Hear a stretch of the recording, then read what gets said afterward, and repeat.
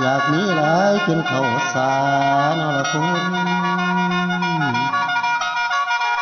มาบัดนี้หาดินไว้พัฒนาจนว่าเงินเป่าเคียงเลยเป็นบ้าอยู่บ่เศร้าเฮาคือแมวเว้ยนะเว้ยน้อโอ้ยนา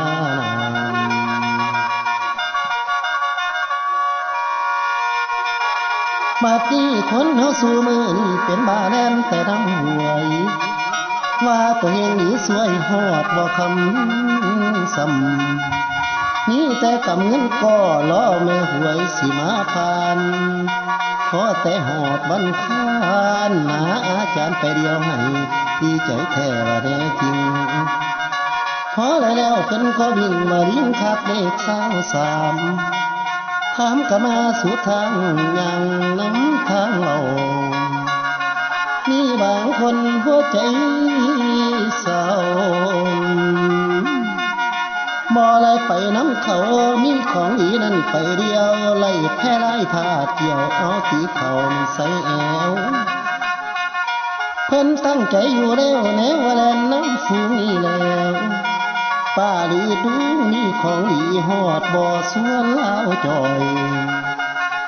ลาวก็ลอยโรงบาลมือจับเอาผ้าตู้ใหญ่โอ้ยอีกเรื่องหนึ่งก็ได้ถือป้องแป้งแล้วเดือนไปในนี่ก็แม่นไงมันก็แม่นวันค้านนี่แล้วศูนย์ที่มีอาจารย์ก็แล่นไปหาซื้อบางคนลือกันกองเอาสั่งของนั้นไปเดียวเด็กออกมาซ้ำผัดเกี่ยว65 บาแม่นแล้วมันต้องแม่นคักแล้วแซวไปใส่เสียวหนักนี่แล้วโอ้ยนี่แม่นตัวเก่งคักหลักดูมาหาสิสองมือแล้วดิ้วทื่นมีเท่าไหร่จีกบ่อังสั่งออกไปเอาให้เกี่ยง65บ่ให้ยังแล้วก็กลับบอนยังไปตั้งท่อรอฟังหวยหวังเอาไว้คนเดียวบอกอย่าวนให้ใครอยู่มีบางคนก็ยังสู้เอาขุดปีงนั้นไปเดียวเห็นหญิงไล่กายเกี่ยว35มาได้จริงแล้วก็ยังฟ้าวิ่งว่ามันแมนคุ้มตานี้แล้วใช้กระเป๋าเงินมาหาแม่หวยบ่มีสาซื้อแต่35บ่พ้นหาเด็กตัวอื่นมีเท่าไหร่ก็คืนเอาจนเกี่ยงบ่ยังผู้ไปขอปัญหาน้ำอาจารย์ผ่าเรื่องนั้นแล้วก็บ่จังโอ้ยตั้งท่าใจ23ว่าสิเอางามย้อนผ่านมาเคยคิวแล้วก็ดีว่าซื้อคือกับเขาอีกพอใจมีเท่าไหร่ทอนใส่380,000แล้วพี่น้องไปของบุญอยู่เฮือนแล้วบ่มูบอกเพื่อนที่ไปซีดชนิดกันมันหาเราบ่เคยผิดเกียรติสิเอาหลายล้านบัดนี้หันมาจากถึงทางสายคนเดียวที่เรียนฟ้ามือแล้วจับไล่ผ้ากับของแต่งเดือนพาลันพอต้นไม้ใหญ่นั้นแล้วก็ถาทันทีบ่ยอมหนีไปใส่เลยนั่งซ้อมอยู่จนไหลยางมันไหลออกมาหุ่งฝนกันกับแกงคุณไหลออกมาคุณเห็นแล้วก็เราเขียนแล้วก็ทิ้งไล่เบียนไปต่อบ่ยอมถอยคอยหาเอาตัวเก่งดังเขาให้มันไหลถ้าคนไหนก็ยังเฝ้าซ้ำซาถ้ามันออกขอให้บอกแกถอนขอให้บอกแกถอนลาวอนเบาจูผู้เดียวน้องย้ำอยู่ว่าก็เกี่ยวจุกเขาหอมากิน ใจทวินน้ำมือปวงละเมือคือบาแล้วก็เดินไปหน้านี้ไปหาถากต้นไม้จนบายหาต้นหมอวนแท้มันสิ่งใดดอกบัดนี้จากนั้นแล้วก็ได้จอนเข้าใส่ในเมืองไปซื้อเดือตามหลังจดอย่างไว้พอพิสาประสงค์มาแต่ทางบ้านหูหาพันนั่นแล้วใส่ที่หาหูทอนั้นตามแล้วบันกันมาสาวหาพันทอนั้นนะโอ้ยแล้วไปนั่งโนจังหวะหอดเวลา7 โมงแดงแต่ละคนก็รอรุ่นแม่นบุญไผ่โนป้าหลวงสาตาสิยงทรงฮอด8 โมงเลขก็ใกล้ออกแล้วเสียงแซวห้องสายกันแต่ละคนว่านั้นตั้งหน้าใส่แต่แดนฟ้องของถ้าฟังหลังบันหอดบ่ถึงพอดีจนว่า2 หูสีมอนี้ไปเม่นทาง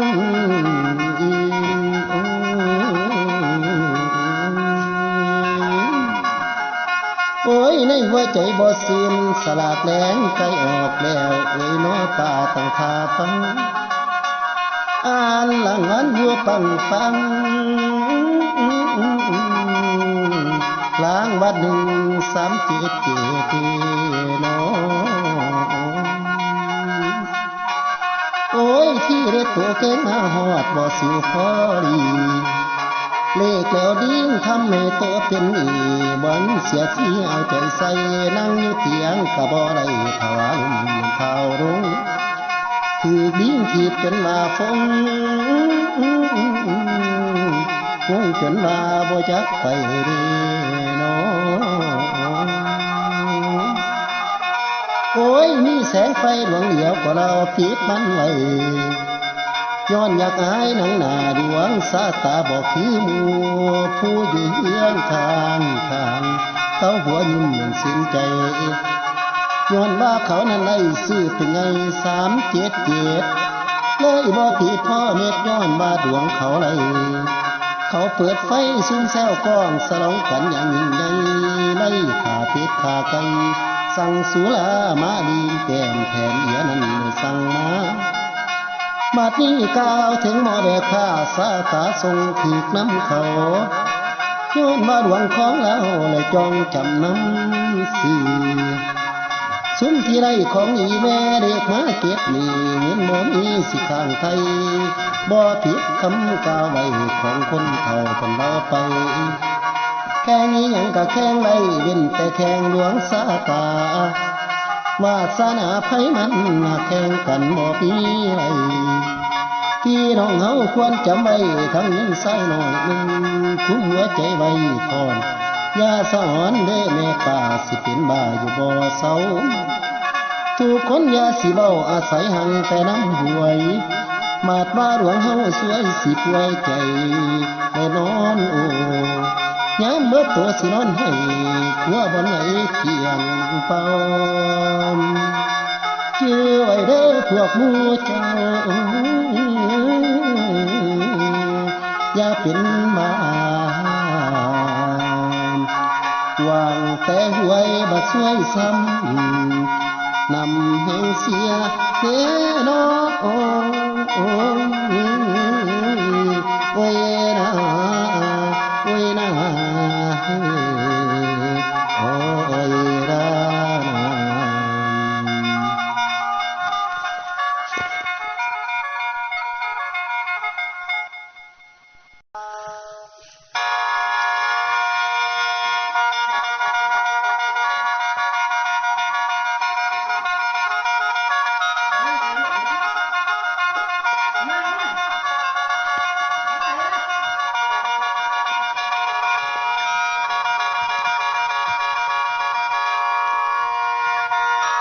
โอ้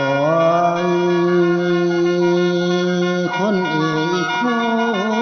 นสมัยนี้อยากมีหลายจนเขาสารละคน มาบริหาดินไว้พัฒนาจนว่าเงินเป่าเคียงเลยเป็นบ้าอยู่บ่เศร้าเขาคือแมวโอ้ยนะโอ้ยน้อโอ้ยนะ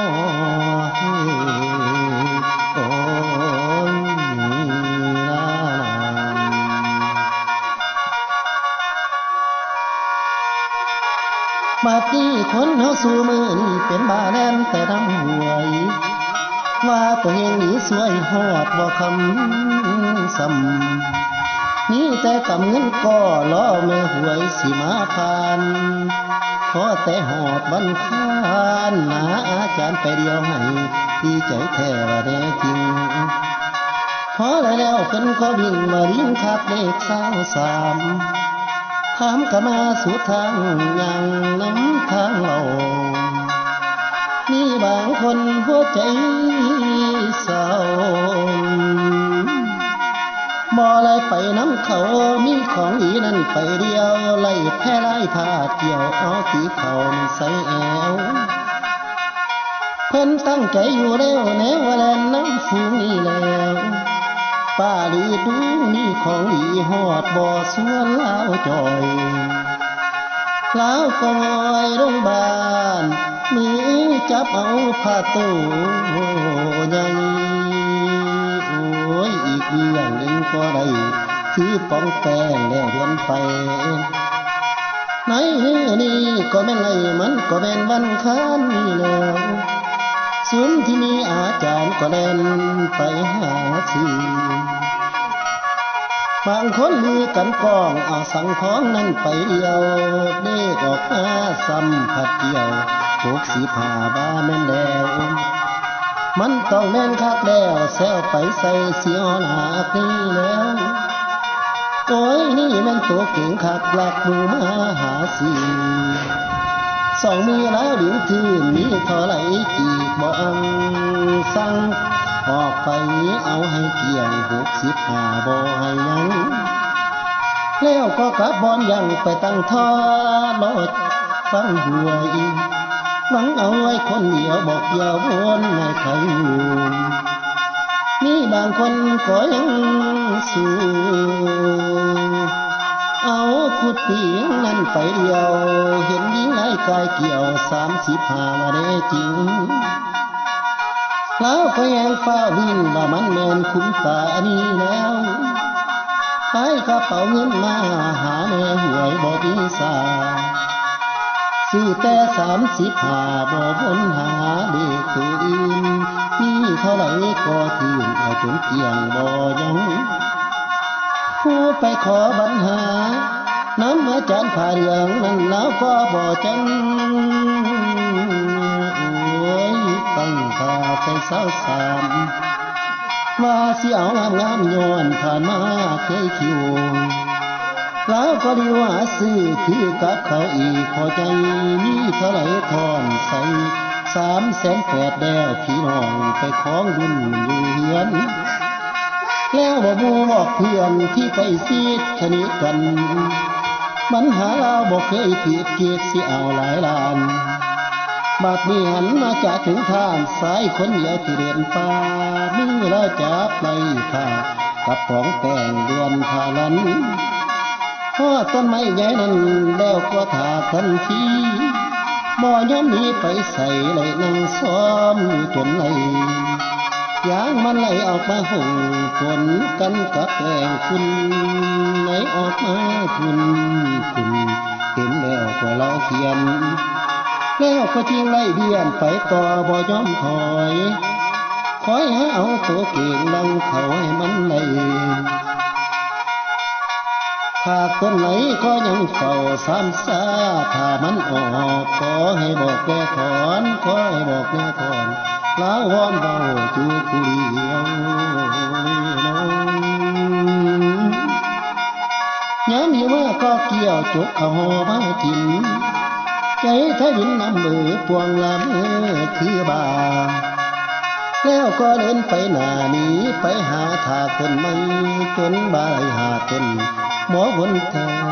มันสิ่งใดดอกบัดนี้จากนั้นแล้วก็ได้จอนเข้าใส่ในเมืองไปซื้อเดือตามแล้วจดอย่างไว้พอพิมสาป้าส่งมาแต่ทางบ้านหูหาพันนันดาวใส่ที่หาหูทอนั้นตามแล้วบันกันมาสาวหาพันทอนั้นนะโอ้ยแล้วไปนั่งโนจังหวะหอดเวลา7 โมงแดงแต่ละคนก็รอรุ่นแม่นบุญไผ่โนป้าหลวงสาตาสิยงทรงฮอด8 โมงเด็กก็ไก่ออกแล้วเสียงแซวห้องใส่กันแต่ละคนว่านั้นตั้งหน้าใส่แต่แดนฟ้องถ้าฟังหลังบ้านหอดบ่ถึงพอดีจนว่า2 หูสีมอนี้ไปเม่นทาง